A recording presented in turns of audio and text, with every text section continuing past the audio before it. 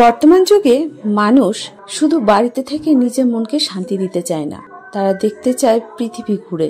আশপাশ ঘুরে দেখার সময় খাবারের কথাও মাথায় রাখে। অনেকেই বাড়ি থেকে ব্যাগ বোঝাই করে শুকনো খাবার নিয়ে যায়, আবার অনেকেই আছে যে যেখানে যায় সেখানকার খাবার খেতে পছন্দ করেন। ঘুরতে যাওয়া আর খাবার খাওয়া এই দুটোই ওতপ্রোতভাবে জড়িত। বাঙালি মানেই ঘুরতে যাবে না আর বিভিন্ন ধরনের খাবার খাবে না, এটা কখনো হয়? তবে ওই যে বললাম, ঘুরতে গেলে ৮০% মানুষই বেশ কিছু শুকনো খাবার নিয়ে যায়। এই খাবারগুলোর মধ্যে থাকে চিড়ে ভাজা, আর সেই খাবার যদি বাড়িতে বানানো যায় তাহলে কেমন হয়। আজ আমি সমাজশ্রী চলে এসেছি রোজগার রান্নাঘরের মতো আমার রান্নাঘরে একটা নতুন রেসিপি নিয়ে। আজ তৈরি করব পারফেক্ট দোকানের মতো চিড়ে ভাজা। কিভাবে তৈরি করবেন দেখতে থাকুন। আজ আমি আমার প্রিয় দর্শক বন্ধুদের এবং আমার এই ছোট্ট ফ্যামিলির মধ্যে বেশ কিছু মেম্বার আছেন যারা বাইরে থাকেন, তাদের মধ্যে কয়েকজন আমার ভিডিওতে কমেন্ট করেন। বিশেষ কারণবশতই আমি তাদের নাম ধন্যবাদ জ্ঞাপন হিসেবে রাখতে পারিনি। যাই হোক, রান্নার শেষে তাদের নাম দুটো আমি জানিয়ে দেব।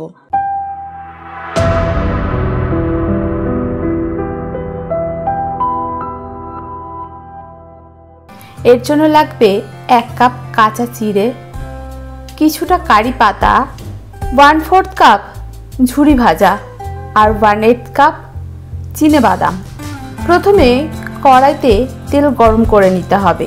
এরপর একটি ঝাঁঝরির মধ্যে কারি পাতাগুলো ভেজে নিতে হবে।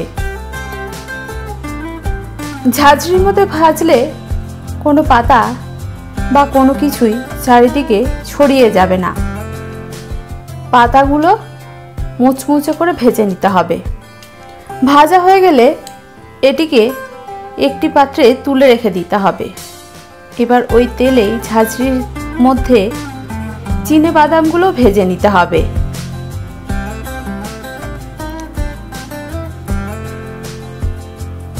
চাইলে বাদামগুলো রোস্ট করাও যেতে পারে শুকনো কড়াইয়ে।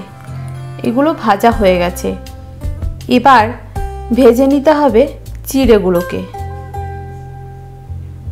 গরম তেলে চিড়েগুলো ভাজলে দেখবেন এগুলো বেশ মুচমুচে আর বেশ ফোলা ফোলা হয়ে যাচ্ছে, ঠিক দোকানের মতো। একটু ধৈর্য নিয়ে ধীরে ধীরে ভাজতে হবে। পুরো রান্নাটাই হালকা থেকে মাঝারি আঁচে করতে হবে। চিড়ে ভাজা হয়ে গেছে। এখন একটি বড় পাত্রে চিড়েগুলোকে ঢেলে নিতে হবে। ভালোভাবে তেল ঝরিয়ে নিতে হবে। এবার চিড়ের সঙ্গে যোগ করতে হবে চিনে বাদাম ভাজা, ঝুরি ভাজা, কারি পাতা,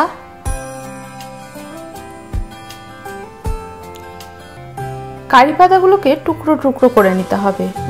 আর এর সঙ্গে যোগ করতে হবে সামান্য নুন। এটা আমি পিঙ্ক সল্ট ব্যবহার করেছি। এই সমস্ত উপকরণ খুব ভালো করে মাখিয়ে নিলেই তৈরি হয়ে যাবে দোকানের মতো মুচমুচে চিড়ে ভাজা।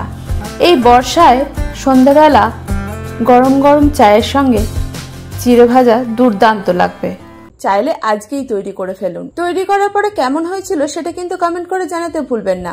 আমিও তো থাকি আপনাদের কমেন্টের অপেক্ষায়। আর আমার রান্না বা রেসিপি কে কোথা থেকে দেখছেন সেটাও কমেন্ট করবেন, সঙ্গে আপনাদের নামটাও শেয়ার করবেন। আজ যে দুজনের নাম বলবো তারা হচ্ছেন গুয়াহাটি, আসাম থেকে দেখছেন চুমকি।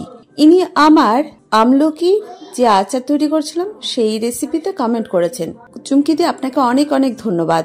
আর একজনের নাম বলবো, তিনি দেখেছেন আমার ক্রিস্পি মশলাদার যে বেগুন ভাজা করেছিলাম সেই রেসিপিতে, নাম বলেননি, তাকেও আমি আমাদের তরফ থেকে ধন্যবাদ জ্ঞাপন করলাম।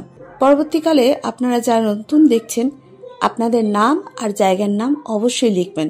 এভাবে ধন্যবাদ জ্ঞাপন আমি করে দেব।